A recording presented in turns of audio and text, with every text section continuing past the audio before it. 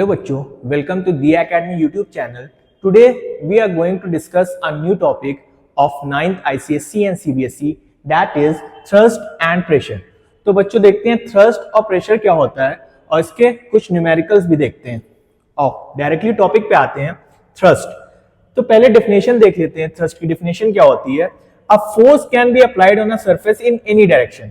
Force को हम कोई भी डायरेक्शन में अप्लाई कर सकते हैं, कोई भी डायरेक्शन में अप्लाई कर सकते हैं. When a force is applied in a direction normal to the surface, it is called thrust. जब हम फोर्स को किसी भी सरफेस पे नॉर्मली लगाते हैं, नॉर्मली बच्चों बोले तो 90 डिग्री पे, तो उसको बच्चों क्या कहते हैं? थ्रस्ट. फॉर एग्जांपल ये मेरा सरफेस है, अगर फोर्स इसके नॉर्मली लग रही है, 90 डिग्री एंगल बना रही है, तो इसे हम बच्चों क्या कहेंगे? थ्रस्ट. आई होप थ्रस्ट समझ में आया होगा. Thrust exerted by a body on a surface is equal to the weight of the body. और ये जो thrust बच्चों होती है, ये जिस सरफेस पे एक्ट करती है उसकी वैल्यू किसके इक्वल होती है? जो वेट ऑफ द बॉडी है, मतलब जिस बॉडी पे वो एक्ट कर रही है उसके वेट के इक्वल होती है. अब इसकी यूनिट की बात करें तो देखें, it is measured in unit of force. तो थ्रस्ट को हम किस यूनिट में मेजर करते हैं? जो फोर्स की यूनिट होती है. तो थ्रस्ट भी बच्चों एक तरह की फोर्स ही है, तो इसकी एसआई यूनिट क्या होती है? न्यूटन. हम लोग ये पहले पढ़ चुके हैं. और सीजीएस यूनिट फोर्स की क्या होती है? डाइन. तो ये भी एक तरह की फोर्स है, तो इसकी भी एसआई यूनिट न्यूटन हो जाएगी और सीजीएस यूनिट हो जाएगी डाइन. आई होप ये समझ में आया होगा. नेक्स्ट स्लाइड पे चलते हैं. अब यहां पे बच्चों देखते हैं प्रेशर क्या होता है. अब प्रेशर की बात करें, it is the thrust per unit area of a surface. अगर एक यूनिट एरिया पे जितनी थ्रस्ट एक्ट करती है वही उसके प्रेशर के इक्वल होता है. तो यहां से अगर हम फॉर्मूला देखें, if force acts on an area A, then pressure is equal to thrust upon area. तो बच्चों यहाँ प्रेशर का फॉर्मूला क्या निकल के आया? thrust upon area. अगर हम प्रेशर को कैपिटल P से डिनोट करें, फोर्स को F से, तो एरिया को A से, तो ये बच्चों किसका फॉर्मूला आ गया? प्रेशर का. तो pressure is equal to force upon area. अब इसकी एसआई यूनिट की बात करते हैं. अब फोर्स की बच्चों एसआई यूनिट क्या होती है? न्यूटन. और एरिया की एसआई यूनिट क्या होती है? Metre square. तो न्यूटन मीटर स्क्वायर इसकी क्या होती है? SI unit. और न्यूटन मीटर स्क्वायर को ही क्या कहते हैं हम? पास्कल. साइंटिस्ट के नाम पे रखी गई है इसकी यूनिट, जिसको कहते हैं पास्कल. आई होप ये समझ में आया होगा. और इसको किससे डिनोट करते हैं? कैपिटल पी स्मॉल ए से.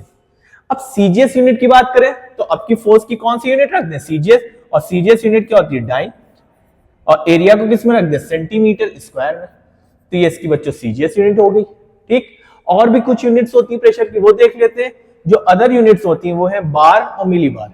ये तुम्हें न्यूमेरिकल में गिवन रहेगा. अच्छा, अब किन फैक्टर्स पे डिपेंड करता प्रेशर वो देख लेते हैं. तो बच्चों जो भी फॉर्मूला बन के आता है उन्हीं फैक्टर्स पे वो क्वांटिटी डिपेंड करती है. जैसे प्रेशर का फॉर्मूला है फोर्स अपॉन एरिया, तो प्रेशर किस पे डिपेंड कर रहा है? फोर्स पे और एरिया पे.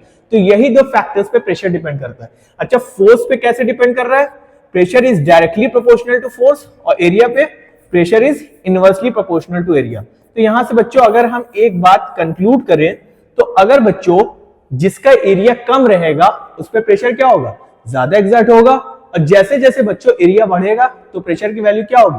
कम होगी. फॉर एग्जाम्पल अगर हम एक एग्जाम्पल देखें, जो हम लोग के स्कूल बैग्स होते हैं उसके जो स्ट्रैप्स होते हैं जिससे हम लोग उनको टांगते हैं, तो वो जितना ब्रॉड रहता है उतना हमें कम पेन होता है, लेकिन जितना वो नैरो होता है उतना ज्यादा पेन होता है. तो उसका क्या रीजन है? सेम यही रीजन है. अगर एरिया बढ़ेगा तो प्रेशर क्या होगा? घटेगा. और अगर एरिया घट जाएगा तो प्रेशर क्या होगा? बढ़ेगा. तो इसलिए जब स्ट्रैप पतला हो जाता है तो हमें प्रेशर लगने लगता है, इसकी वजह से वो फील होने लगता है. आई होप ये भी समझ में आया होगा. अब चलते हैं नेक्स्ट स्लाइड पे. अब नेक्स्ट स्लाइड पे बच्चों एक न्यूमेरिकल लिखा है और न्यूमेरिकल सॉल्व किया जाए. न्यूमेरिकल है, a boy weighing 60 kgf is wearing shoes with heel of area of cross section 20 centimeter square, while a girl being 40 kgf is wearing sandals with heel of area of cross section 1.5 centimeter square. Compare the pressure exerted on the ground by their heels when they stand on the heel of 1 foot. जब बच्चों वो 1 foot पे खड़े होंगे तो कितना pressure act करेगा, उनका रेशियो निकालना है. तो निकालते हैं. तो सबसे पहले न्यूमेरिकल सॉल्व करने में हमें क्या देखना पड़ता है? हमें क्या क्या गिवन है. इधर हमने बॉय को बी से डिनोट कर लिया, गर्ल को जी से. अब किसकी किसकी वैल्यू गिवन है? तो 60 kgf ये क्या है बच्चों? फोर्स है. F1 हमने बॉय के लिए F1 फोर्स मान लिया, कितना है? 60 kgf। और कितने एरिया पे एक्ट कर रही है? एरिया A1 मान लिया, कितना आ गया 20 सेंटीमीटर स्क्वायर। अब गल पे आते हैं, तो गल पे जो फोर्स एक्ट कर रही है उसका वेट जो है, वेट भी एक तरह की फोर्स ही है बच्चों, 45 kgf है। और कितने एरिया पे एक्ट कर रही है? 1.5 सेंटीमीटर स्क्वायर। अब यहां पे हमें प्रेशर दोनों का कंपेयर करना है। तो प्रेशर का बच्चों फॉर्मूला आप लोग पढ़ चुके हैं। प्रेशर का फॉर्मूला क्या होता है? Force upon area. तो यहां हमने F1 और A1 अगर लिया है फोर्स को और एरिया को, तो प्रेशर किसके P1 से डिनोट कर लेते हैं। तो F1 अपॉन A1 कितना आ जाएगा 60 डिवाइडेड बाई 20। इसको सॉल्व करेंगे तो हमारे पास प्रेशर की वैल्यू कितनी आ गई बच्चों 30, और यूनिट क्या आ गई kgf सेंटीमीटर स्क्वायर। ये आ गया भैया बॉयज का। अब गर्ल्स पे आते हैं। अब देखो इसकी प्रेशर को हमने P2 मान लिया, तो F2 अपॉन A2। F2 की वैल्यू कितनी है 45 और A2 कितना है 1.5। तो इसको सॉल्व करेंगे, डेसिमल हटाएंगे, 15 3 जा, तो ये P2 की वैल्यू आ गई 3 10 जा 30, और इसकी वैल्यू कितनी आई है 3 kgf पर सेंटीमीटर स्क्वायर। आई होप ये यहां तक समझ में आया होगा। अब इनका अगर रेशियो निकाल दें तो P2 upon P1 is equal to, इसकी वैल्यू है 30 और इसकी वैल्यू आई है 3। यूनिट्स आपस में कट जाएंगी, तो हमारे पास क्या रेशियो आ जाएगा 10 upon 1, that is 10:1। I hope ये समझ में आया होगा। अब चलते हैं नेक्स्ट स्लाइड पे। नेक्स्ट स्लाइड देखते हैं। Pressure in fluids. अब प्रेशर इन फ्लूइड्स, तो बच्चों यहां एक टर्म आ रहा है फ्लूइड, पहले वो समझ लेते हैं फ्लूइड होता क्या है। A substance which can flow is called fluid. वो सब्सटेंस जो फ्लो हो सकता है उन्हें फ्लूइड कहा जाता है। All liquids and gases are thus fluid. तो जितने भी लिक्विड्स होते हैं और गैसेस सब फ्लो हो सकती है, इसीलिए उनको साथ में फ्लूइड कहा जाता है। ठीक, खाली लिक्विड ही फ्लो नहीं हो सकता, गैसेस भी फ्लो हो सकती है, तो इसीलिए लिक्विड और गैसेस दोनों को फ्लूइड कहा गया है। ठीक, अब नेक्स्ट पॉइंट देख लेते हैं। A solid exert pressure on a surface due to its weight. जो सॉलिड सब्सटेंस है कोई भी, वो किसी भी सरफेस पे प्रेशर क्यों एक्सर्ट करता है? अपने वेट की वजह से। एंड सेम जो फ्लूइड है वो भी भैया किसी भी सरफेस पे प्रेशर क्यों एक्सर्ट करता है? अपने वेट की वजह से। अब देखो यहाँ पे थर्ड पॉइंट क्या लिखा है, solid exert pressure only on the surface on which it is placed, but a fluid exert pressure on the bottom as well as on the walls of the container due to its tendency to flow. Therefore, a fluid exert pressure in all direction. जो solid होते हैं बच्चों, वो जितने surface पे contact पे हैं, सिर्फ उतने ही एरिया पे क्या करते हैं? प्रेशर एक्सर्ट करते हैं। लेकिन इन केस ऑफ फ्लूइड, अगर फ्लूइड को हमने एक बॉटल में भर दिया है, तो फ्लूइड क्या होते हैं? फ्लूइड की टेंडेंसी क्या होती है? फ्लो होने की। तो वो इक्वल प्रेशर हर डायरेक्शन में एक्सर्ट करेंगे। आई होप ये थर्ड पॉइंट भी समझ में आया होगा। अब आगे बढ़ते हैं नेक्स्ट स्लाइड पे। Pressure exerted by liquid column. अगर कोई बच्चों कोई भी ऑब्जेक्ट को हम पानी के अंदर इमर्स कर दें तो उस पर कितना प्रेशर लगेगा वो देखते हैं। तो कितना प्रेशर लगता है बच्चों? P is equal to H into rho. Rho का ये सिंबल है इंटू G। अब ये होता क्या है? H जो है डेप्थ। फॉर एग्जाम्पल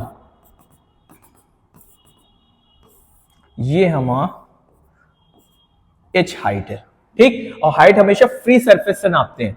ये मेरा फ्री सरफेस है, ये हमारी डेप्थ हो गई, जितने डेप्थ पे वो ऑब्जेक्ट रखा हुआ है। ठीक, नेक्स्ट डेंसिटी।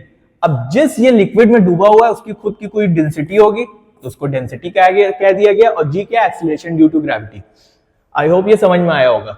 तो ये तो क्या आ गया हम लोग के पास? P is equal to H into rho into G। इससे हम क्या कैलकुलेट कर सकते हैं? अगर कोई भी ऑब्जेक्ट किसी भी फ्लूइड के अंदर इमर्ज्ड है, तो ये फॉर्मूले से हम क्या करते हैं? किसी भी लिक्विड के अंदर इमर्ज्ड है तो ये फॉर्मूले से हम उसकी वैल्यू निकाल सकते हैं। लेकिन अगर टोटल प्रेशर की बात करें, हम जानते हैं हमारे ऊपर एटमॉस्फेरिक प्रेशर भी एक्ट करता है, तो टोटल प्रेशर कैसे निकलेगा? बस यहां पे क्या करें? एटमॉस्फेरिक प्रेशर को ऐड कर दें।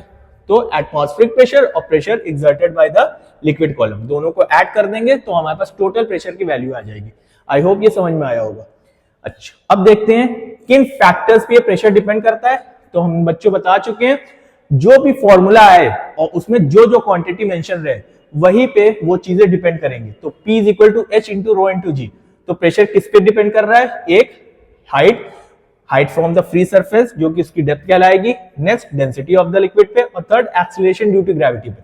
अब ये भी देख लेते हैं ये कैसे डिपेंड करता है। तो pressure is directly proportional to height and pressure is also directly proportional to density. इसका मतलब क्या हो गया बच्चों? जैसे जैसे हम पानी के नीचे जाएंगे तो हमारी डेप्थ क्या होगी? बढ़ेगी फ्री सरफेस से, तो उतना ज्यादा प्रेशर एक्ट करेगा। और जैसे जैसे बच्चों डेंसिटी बढ़ती जाएगी, अब मान लो जैसे हमने वाटर ले लिया और हनी ले लिया, तो हनी की डेंसिटी वाटर के कंपैरिजन में ज्यादा होती है। तो अगर उसके अंदर कोई भी ऑब्जेक्ट इमर्ज रहेगा तो उस पर प्रेशर भी ज्यादा क्या होगा? ज्यादा एक्ट करेगा। आई होप ये समझ में आया होगा। नेक्स्ट स्लाइड पे चलते हैं, लास्ट स्लाइड देखते हैं अपनी। सम कॉन्सिक्वेंसेज ऑफ लिक्विड प्रेशर। अब लिक्विड प्रेशर की वजह से क्या क्या हमें कॉन्सिक्वेंसेज देखने को मिल सकते हैं। पहला लिखा है the pressure at a certain depth in sea water is more at the same depth in river water because the density of sea water is more than the density of river water. अभी हम लोग ने बच्चों को देखा pressure directly proportional to density होता है, तो जिसकी जितनी ज्यादा डेंसिटी उस पर उतना ज्यादा प्रेशर एक्ट करेगा। तो यहाँ पे बच्चों दिया हुआ है एक कोई भी ऑब्जेक्ट सी वाटर के अंदर डिप है, एक कोई भी ऑब्जेक्ट सी वाटर के अंदर डिप है, और एक कोई भी ऑब्जेक्ट रिवर वाटर के अंदर डिप है, और दोनों सेम हाइट पे डूबे हुए हैं। तो ज्यादा प्रेशर किस पे एक्ट करेगा? जिसकी डेंसिटी ज्यादा होगी। तो ज्यादा डेंसिटी किसकी होती है? सी वाटर की। आई होप ये समझ में आया होगा। नेक्स्ट देखते हैं, the wall of a dam is made thicker at the bottom. Dam बच्चों क्या होता है? जहां पे हम लोग पानी स्टोर करते हैं, ठीक। तो जैसे जैसे हम नीचे जाते हैं तो डैम का जो बेस रहता है वो क्या होता है? ब्रॉड होता है। क्यों? क्योंकि पानी जितने नीचे रहेगा, जितने डेप्थ में जाएंगे, तो उतना ज्यादा उस पर क्या एग्जर्ट होगा? प्रेशर। तो अगर हम ये ब्रॉड नहीं बनाएंगे तो ये हमारा डैम ब्रेक हो सकता है। आई होप ये समझ में आया होगा। नेक्स्ट देखते हैं, next consequences, water supply tanks is placed high. हम लोग के घर में जो बच्चों पानी की टंकी रहती है वो हमेशा टॉप पे रखा जाता है। क्यों? क्योंकि जो हम लोग के टैप में या जो भी हम लोग के यहाँ टैप लगा उसमें जो प्रेशर आए वो ज्यादा तेजी से आए, क्योंकि हम लोग जान चुके हैं pressure is directly proportional to height. जितना ज्यादा हाइट रहेगी बच्चों उतना ज्यादा प्रेशर एक्ट करेगा, तो उतने तेजी से हम लोग के टैप में पानी आएगा। आई होप ये भी समझ में आया होगा। और लास्ट, डाइवर सूट। अब बच्चों देखा होगा जो डाइवर्स होते हैं, जो समुद्र के अंदर तैरते हैं, तो वो क्या करते हैं कि स्पेशल सूट पहने रहते हैं। क्यों? क्योंकि उसके वजह से उनका जो ब्लड प्रेशर रहता है, और जो जैसे जैसे वो डेप्थ में जाएंगे तो पानी का प्रेशर क्या हो जाता है? ज्यादा होता जाता है। तो अगर वो सूट नहीं पहने रहेंगे तो उसकी वजह से कोई एक्सीडेंट हो सकता है। तो उसको मैनेज करने के लिए क्या होता है? वो एक स्पेशल सूट पहने रहते हैं, डाइवर सूट, जो प्रेशर क्या करता है? मेंटेन करे रहता है। उसकी वजह से उनको कोई इंजरी नहीं होती। आई होप ये पूरा टॉपिक थर्स्ट एंड प्रेशर तुम लोग को समझ में आया होगा। इसको अच्छे से एक बार देख लेना। फिर अब हम लोग मिलते हैं नेक्स्ट क्लास में नए टॉपिक के साथ। तब तक के लिए थैंक यू।